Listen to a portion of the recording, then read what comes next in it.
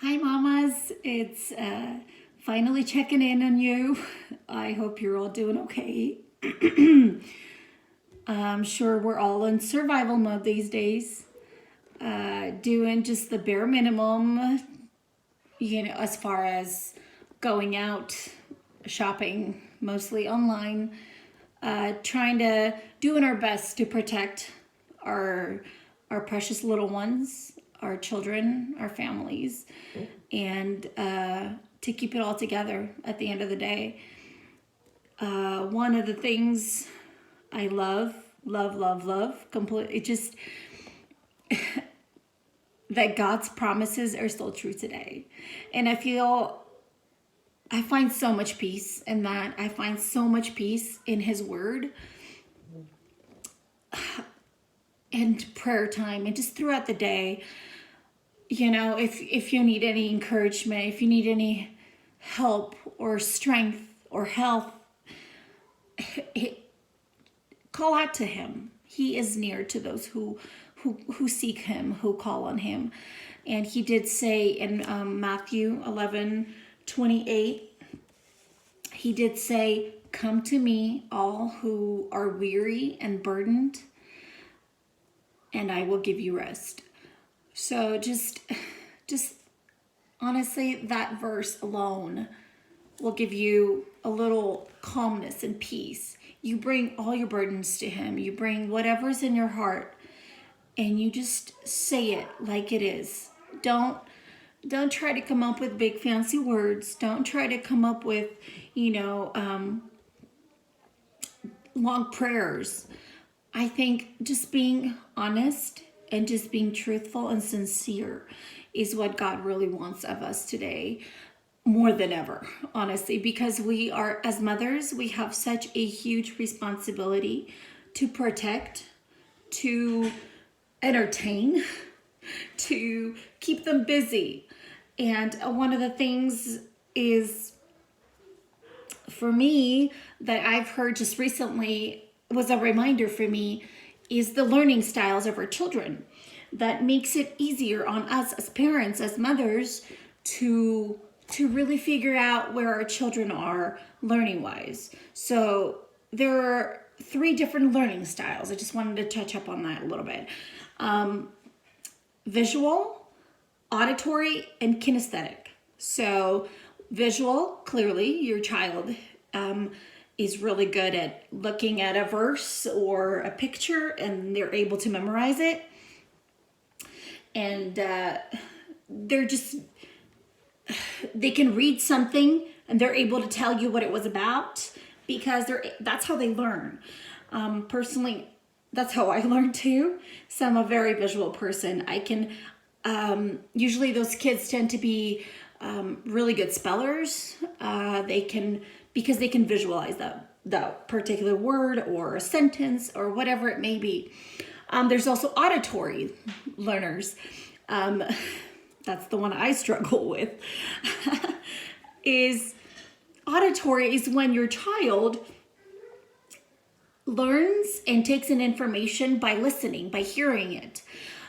So they may not be very good visual learners, and if you're putting a lot of stuff in front of them, a lot of charts, a lot of colors, they may not really enjoy that as much as perhaps other children who are visual. They will eat that right up because that's how they learn, and they're very excited. There's also the third category is the kinesthetic ones, where they need something to do with their hands, and that's how they learn. And I've learned that of course, we all know that as mothers, that not all kids are the same, and we cannot put them under one, learning style, because they grasp information differently and they cannot retain it the same way. They cannot, you can't just sit down and read a book and have them all participate. One child may be fidgeting, the other one maybe, just wants to draw something or wants to do something while you're reading. So the kinesthetic learner may need something to do with their hands. So you may want to be a little more hands-on as far as, giving them blocks and giving them something they can do, something they can keep them busy. So as you know, just different children, different styles. And personally, I've come to learn that my kids are, they're just, I have some visual learners, I have some, some kinesthetic who need to be playing with something while I'm talking to them. And to me, it seems like they're not listening, but they really are, and then I ask questions at the end of a story, whatever it may be that I'm working on with them. Even if I'm reading a Bible story or a book or, just anything, they're able to answer the questions. And to me, it's like, well, I'm surprised because you didn't look like you were listening to me the entire time. But guess what? They were. And that is how they retain their information, by doing something with their hands, because we're all like, no, you need to sit down and listen. You need eye contact. And those visual learners, maybe that's what they need. They need eye contact. They maybe need you to show them with their hands, and they remember when you used a certain gesture. But other kids may not care about that as much. So for us mothers, I think it may ease our load a little bit if we really, really get down to the nitty gritty, just trying to break down to see the little patterns in our children. And I think that way we're able to keep them busy in a sense that they will enjoy whatever is put in front of them. And guess what? If you're trying to read a story and your child's not interested, it's okay to take a break. It's okay to stop reading that story and to just distract yourself with other things. And for me, just don't pressure that child, because you will get frustrated, and the child is frustrated, and it's just not a good moment right there. So I think instead of, because we have a lot of time right now on our hands, we do, and it's okay to go, clear our minds, go outside, take a walk, and then come back and refresh you're much able to focus at that point. So I think it's just really, really basic information, but we can make so much out of it. And don't put all your kids on the same level. Not all kids will sit down and listen to a story, even though we want them to. And they're able to sit through a story, maybe 5-10 minutes. But just remember that each kid learns differently and they retain information differently. So just wanted to leave you with that. So much more can be done. But I think these basic categories of learning may be helpful to you and your family, and you can try to figure out where your child is. It really helped me because I can find activities that are purposely for that child, for that particular learner. And it works out well. It really does. And remember another thing, mothers, bored children, I always say this to my children, bored children are creative children. So if they're bored, it's not your responsibility to entertain them every second of the day. I'm not saying completely neglect them, but I'm saying you have a time that you've set out for them. But then at the same time, you need some calming time too. You need to recharge your mind, recharge your nerves, recharge your heart, find peace in the Word, and just really cling to Jesus, honestly. And just come to Him and tell Him what's in your heart, because that's the most important thing right now, honestly. We really have all the time in the world now.